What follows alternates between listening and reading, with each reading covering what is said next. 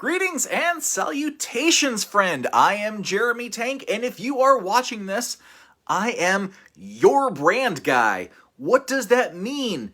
I've spent the last 2 months or so going Facebook Live once or twice a day to actually get down to the point to help you understand, what does it mean that you have a brand guy? What does it mean that there is somebody like me out there who's whose, right? How do I answer that? You can't experience your own identity. So how do I say what I am? Hopefully you guys see what I am bringing to the table through all of these live videos. Today is the last day of the month. It's a Friday that I'm going to do a live here. And it's sort of the summary of everything that I've been talking about for the last couple of months, all brought together. And the reason for that is that, well, one, this has been a fun experiment. I have loved talking with everybody. I've loved having you on here and seeing Teresa. I see you even there right now, and I know Patrick is going to sign on and eventually listen. But I love everybody else. Aurelia, when you chime in, Amy, when you see things, Daniel, when you see things. I love hearing you guys and seeing you guys on here and giving me feedback about stuff. And I love having these conversations, one way, this way, but then we have messages and it goes back and forth, and it's so much fun to me. And really a lot of this, the reason I started it was to get just out in the world what it is that I'm doing, because it's really hard to describe to people. How do you tell someone, I help you with your brand? Well, over the last 2 months, what you've learned is my process for figuring out what the hell your brand is. And that's, that's the manifest design process. And really, it's great for personal brands, right? It's fantastic for you if you're starting out in a business, if you are just starting out in life, if you are just trying to, get over a hump in your own life and find some vision and find some purpose and find some direction for what you're trying to do.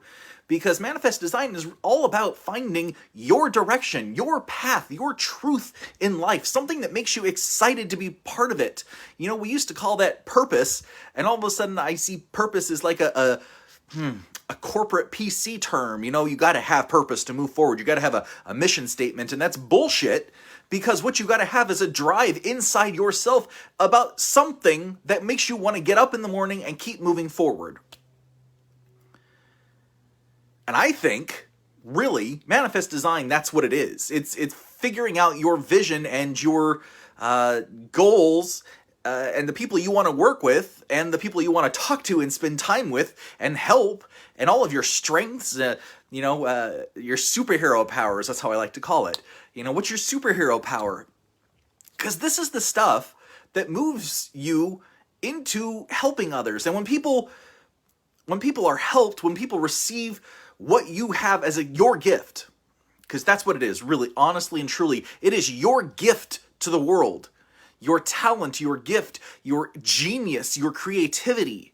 It is pieces of you that you have worked and honed, as well as those parts of you that are innate, that come into you from a higher source, and you craft it and you shape it to help you in your life move forward. And all of this is purpose, it's mission, it's the value that you bring to the world. And I think manifest design is a powerful process. And at this point, I've got enough videos talking about manifest design, about all the different pieces and parts of it. And you can go check it out on www.thinktankcreative.net. A couple of different articles on there, really about rewiring the neurology, the body, mind, body, and goals, mindset, all directed in the same direction. So I spent probably about the first month or so on lives just talking about manifest design and talking about what it does for the personal brand and talking about what it does for the corporate brand or the whatever product brand. Because the thing is that I've worked at several different levels with the same basic process. And I know when I worked in the agency world, we didn't really have something like that. It was very trial and error with customers, clients. And moving on to the pharma world and the software world, when I was working in-house with those guys, a lot of the time I would have my process and I would be following it through, and the marketers would be making decisions that were off of the back wall.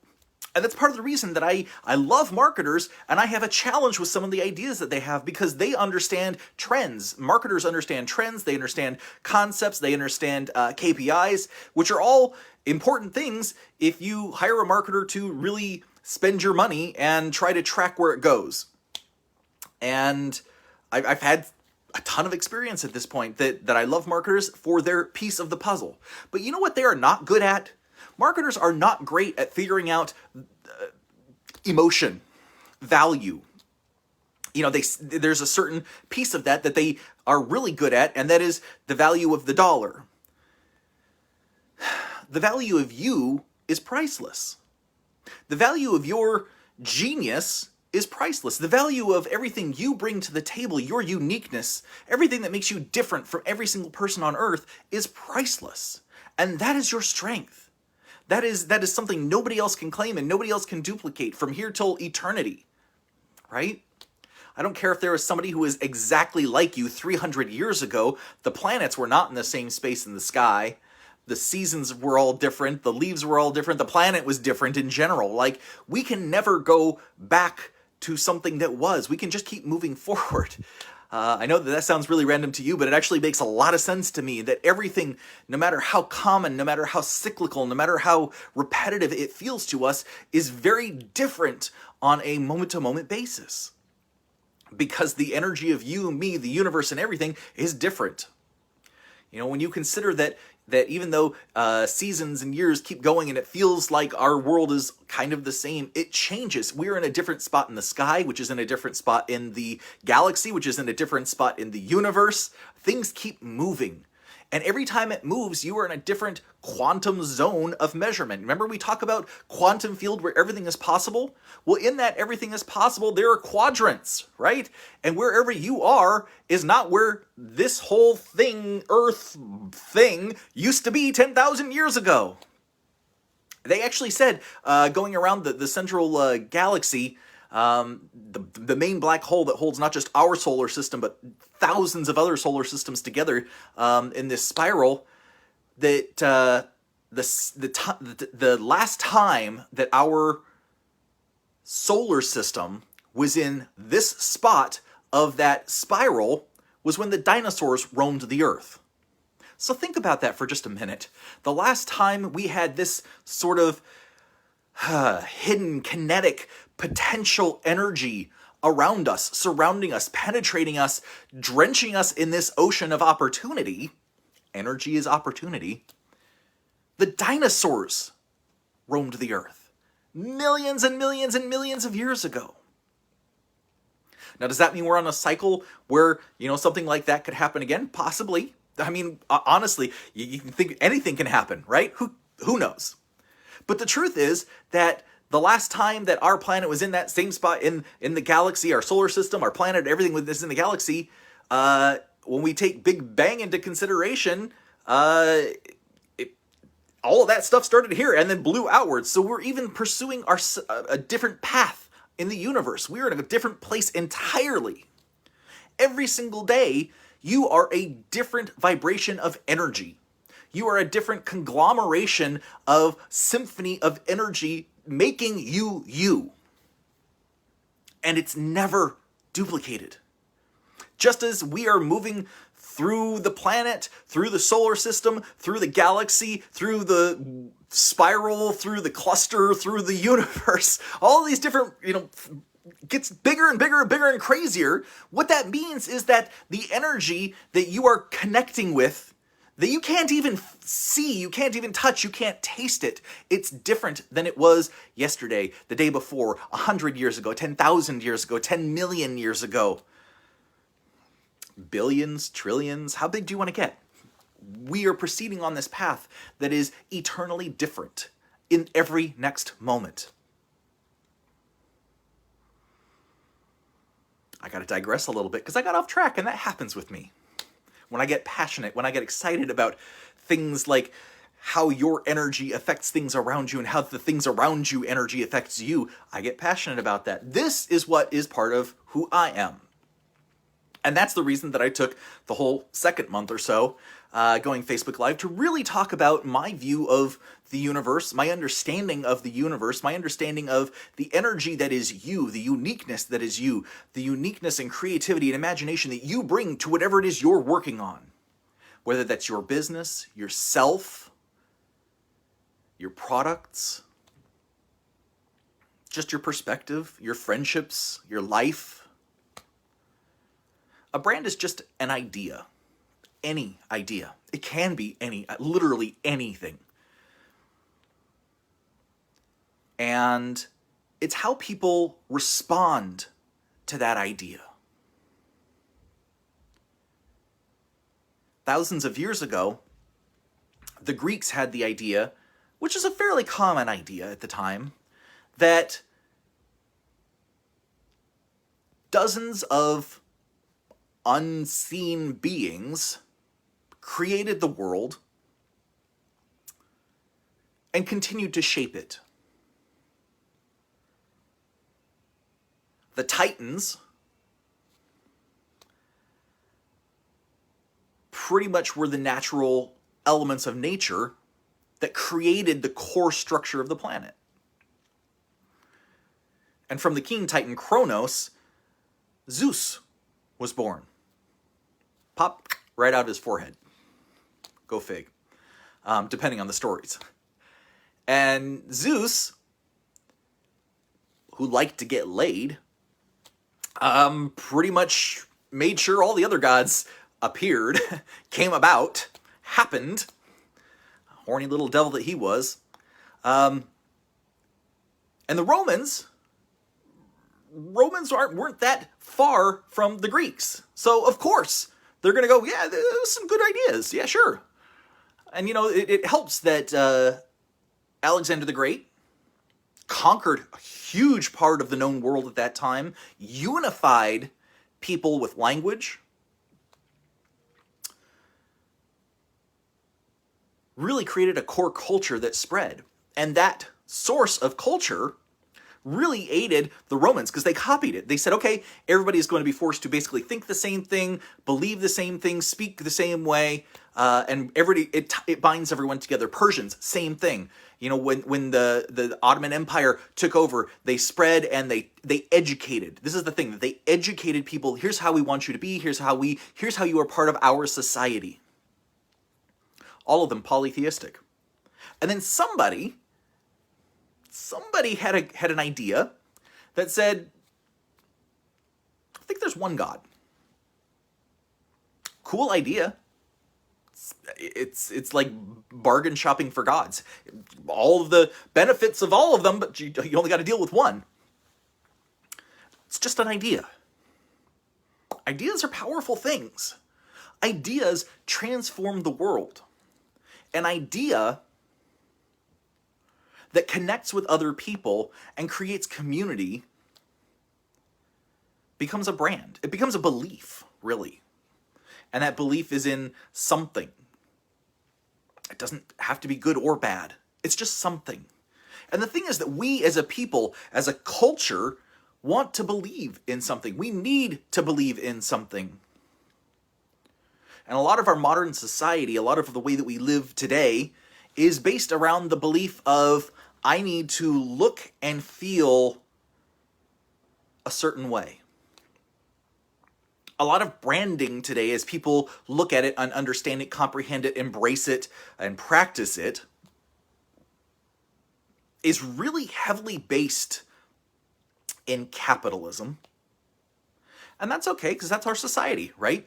We need to make sales in order to have the business run, so people get paid, so people get food, so people have a place to live, so that people can get to work and do the next thing and the next thing. We've created a society of cycles on the belief that this is the best way for us to live. I don't know if that's true or not. And the good thing is I don't have to, and neither do you. The point, though, that I want you to get is that when you're thinking about your life, your brand, your business, the way that you interact with the world, it ultimately is going to come back to what are some of the beliefs I have about myself? What are my beliefs about the world around me? How it interacts with me? How I interact with it?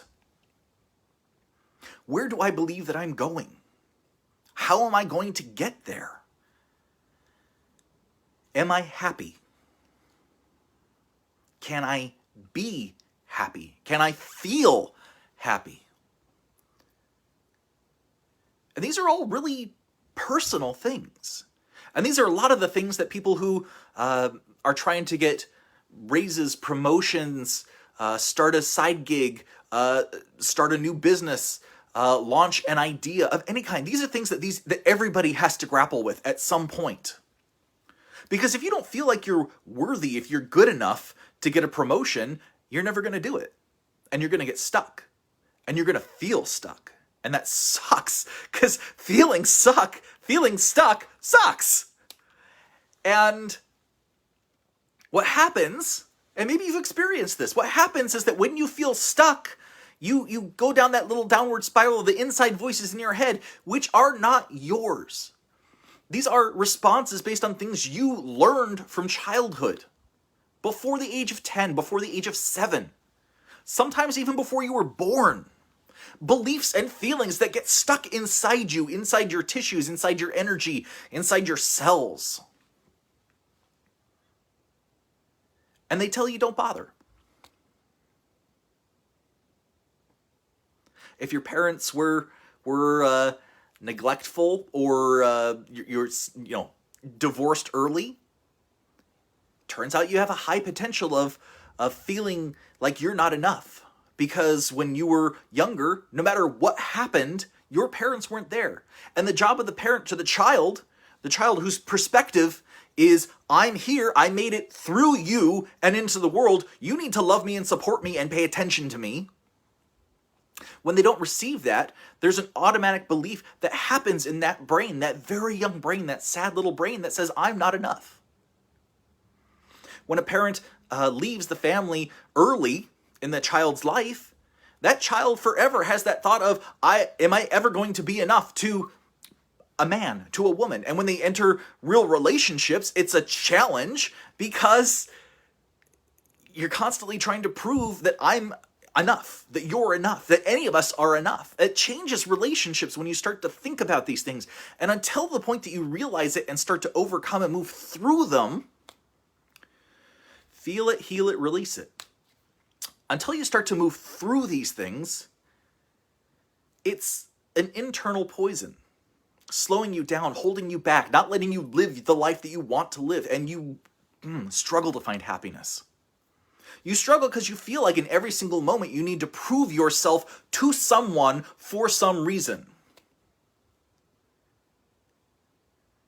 And this training, this early life training, it's not purposeful, right? It's not like parents go around all the time saying, I'm going to screw up my kid. I'm going to find the best way, the most efficient way to screw them up for the rest of their life. They will never get over this. It doesn't happen that way. If it did, maybe that would give us good reason to feel angry at our parents a lot of the time, right? But the sad fact is, when we reach a certain point, we realize my parents are kind of effed up. And the fact is that I got to get over that. You got to get over it. We all got to get over that because we are so tuned to ourselves. And part of that's that lizard brain, that limbic brain, that really core Neanderthal brain that says, look, survival over all else. Reproduce and create progeny and populate the earth above all else. Animal thinking. And animal thinking, don't get me wrong, animal thinking can be fun, right? You meet somebody, sparks fly, animal thinking. It's fun at that point.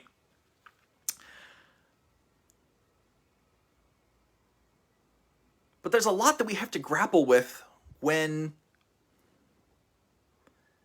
we want to create more. When we want to actually start to influence the world outside of ourselves, or And really, that's what it is, influencing the world outside of ourselves. And a lot of times we think, okay, I'm going to influence the world outside of myself to make sure that I get a promotion, or I get customers, or I get sales, or I get marketing, or I get whatever. And so much of the time, the very first step is turn inside. What is it I'm actually hearing, thinking, feeling, believing about the things happening in my life? And the challenge here, as I've said in this last month, is that I actually believe everything is possible. Everything is in that quantum field, because the quantum field is the total symphony of all energy vibration at the same time. Meaning parallel worlds, just a vibration away. Past, present, future, different ways of seeing, being, living, doing, just a vibration away. Do I know how to clear that chasm? No.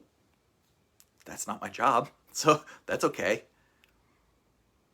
But what I have learned to do is help people see that if you feel stuck, if you feel like there's more in your life that you want to go towards, and for some reason you can't, that turning inward first is super helpful. It's like pulling the slingshot back, or the bow and arrow back before you let go. It is that spring action. Looking inwards is that spring action. And when you let go, it shoots off. But as I said recently, it's hard to know when what's going on in your head is what's actually being presented to the outside world. And this, my friend, is where a coach, a consultant, somebody who understands the idea of brand, the idea of putting yourself out there so that other people can see who you are authentically, truly, with integrity, and really just align with that.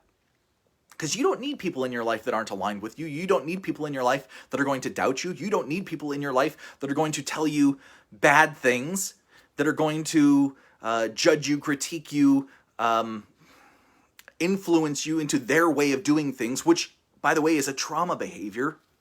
If you have to do things their way, it's because they're trying to control outside of themselves because they don't feel like they have control inside. Again, turning inwards is a great way to figure out what the hell is going on. But you can't sense your own identity. You can't sense who you are. So when you make up these goals, when you make up all of the vision, the imagination, the creativity that wants to drive you into this future, this purpose, this vision that you want, sometimes the things holding you back, you can't see. And sometimes the words that you use, that we all use, are not good words. Sometimes they're negative words. And, I know I've met plenty of people at this point who say, well, I use the negative words because that's what always motivated me. As a kid, my parents always told me, negative words, you'll never do it, and so I had to prove them wrong. So negativity motivates me. No, that negativity gives you the bad voices, the bad feelings. And then you want to overcome that. But those bad feelings get sunk in and they stick. And they come back up years later when you don't have anything to do with that same essential topic, but something in your brain says, wait,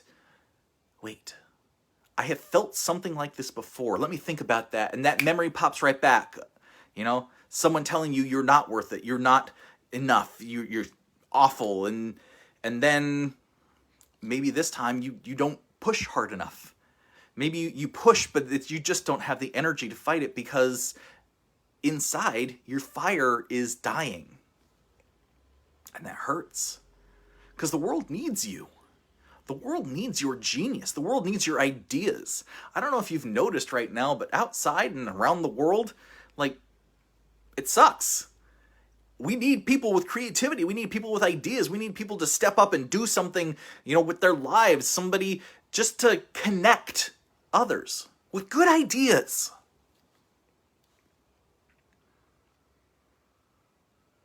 And I'd like to tell people that manifest design is really about finding the words that are good for you and good to share the world. Because that really is a huge chunk of that, trying to figure out your vision in a way that I can understand it, and then in a way that conveys it, because I'm just a translator at that point. I'm a facilitator coming out of you and a translator, and here's how you can best say that for the world. Also, here's how you can best say it for you, because you're worth it, because you deserve to believe in yourself. You deserve to believe in your vision. You deserve all the best that life has to offer. And I believe that.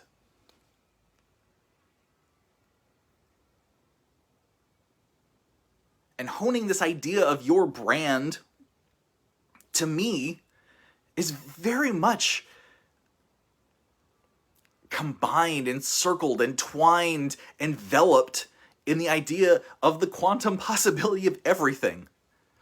Because if we are truly all vibration, which quantum science says it was, quantum field says you are just vibration, and everything around you changes depending on the mindset, the perception of the observer, and you are the observer.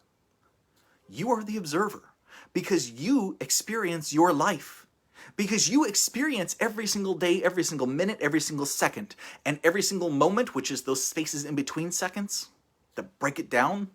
You're the one that experiences what that's like. And depending on what you want, what you don't want, what your body thinks you want, what your mind thinks you want, it programs all of this physical machinery, this meat suit, to bring it to you. Which means that you will struggle for the rest of your life until you do some of this soul searching, until you do some of this vision setting, until you really figure it out. You know, I tell people vision boards are fantastic. Vision boards are great because if you are exceptionally a visual person, then vision boards, when you do this stuff, it gives you a repetitive training for the reticular activating system. And I love vision boards. Next, I learned about vision movies, using PowerPoint to basically drop in those same pictures from the vision board and put it to music, because music activates so much more of the brain than just sight alone. There's a rhythm to music that actually affects the heart. It affects the digestion. It affects everything about the body. And combining those two things, like PowerPoint and these images, these sounds, is super powerful. And that's sort of what drove me to learn about rapid transformation therapy, learning how to help people change concepts in the subconscious mind. You see, you can't just take something and throw it away. It doesn't work like that. The brain doesn't work like that. You've learned something. You've taken up the space within your body, within your physical form, with that concept, that idea. And if that was a bad idea to begin with, it remains a bad idea. And you can't change a bad idea in the subconscious with conscious thinking. The subconscious will always win. You can't change it with logic, because the creative and the imaginative will always win in the subconscious mind. But what we can do through RTT, through a couple other modalities I work with, is move past the conscious mind.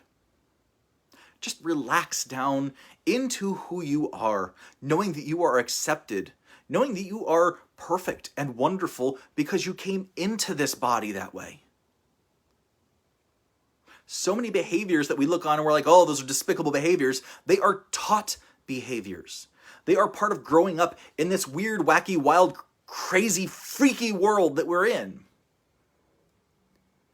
And if we can go back and bring that up and say to the subconscious mind, I know something's holding me back.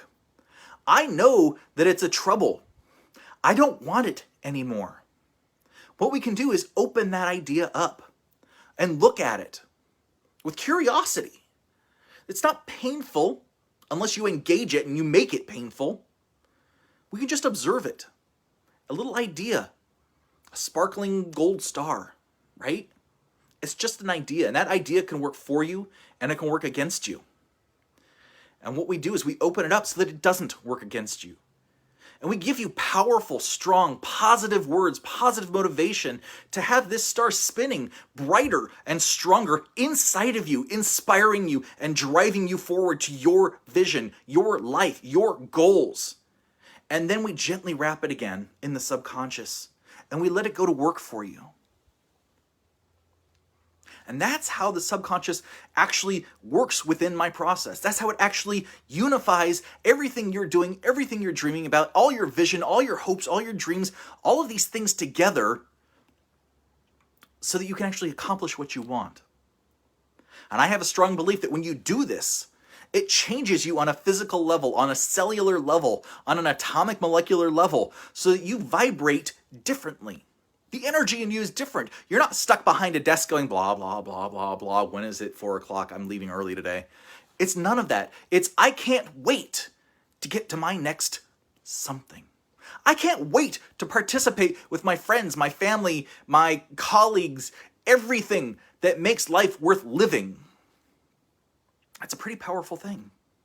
And the more that you get in that state, the more that you let yourself release and be and experience, there's a joy that comes with it because you realize that every second there is a space between what you expect to happen in the world. You're not experiencing now at any point. You are experiencing the future. You are guessing what it's going to be. And when it comes back, your body and mind go, okay, what's different? What's right? Meaning things are happening all around you. They haven't even hit your brain yet. And when they hit your brain, you have a chance to tell yourself, is that good? Is that bad? Is it indifferent? Does it not even matter?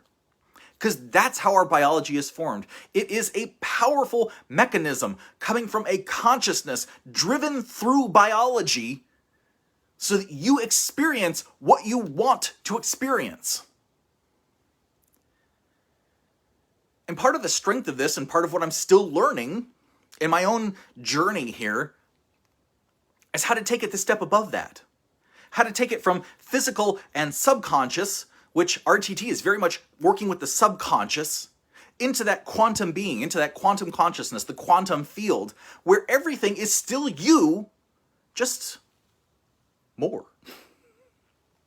And I hope to tell you guys some more about that in the coming days and weeks. I'm probably going to take a little bit of a break here or at least slow down for like a month or so and do some different marketing for myself because my business, I need to get running faster, better, bigger, more systemized. Things need to change for me. And a lot of what this has been really helping me clarify what I believe and how I work and why I actually think that this kind of branding, this kind of personal branding, subconscious branding is super powerful because it changes you. And it changes you in a way that liberates you, that empowers you, that lets you be who you want because you don't need to change. And there's nothing about you that's bad. You are worthy of everything. You are enough to be enough. You have the possibility in every second and every day to choose to view things through the lens of happiness. That doesn't mean everything that's going to happen to you is going to be great. That's the duality nature of life. Highs and lows, right? There are days of everything. There are times of everything throughout the day. There are days of the month. There are months of the year. That's this wacky world that we're in, the systems of it. But just knowing that you can handle anything. On any given basis, you are the universe. You are filtered into your experience, seeing what you have told your brain you want to see. So from here on out, make a commitment to yourself. I want to see things better. I'm going to see things. I see things better. Don't put it in past tense. Don't put it in future tense. Put it in present tense. Anything you tell your mind, put it in present tense. I see things better. I am freaking awesome. I am successful. I'm beautiful. Because you deserve all those things. You deserve everyone to tell you that all the time. And unfortunately, everybody is centrally focused, me focused. That's that survival brain. That's the first place we look is us first. But you know what? I see you. And you're beautiful. and you're wonderful, and you're absolutely worth it. So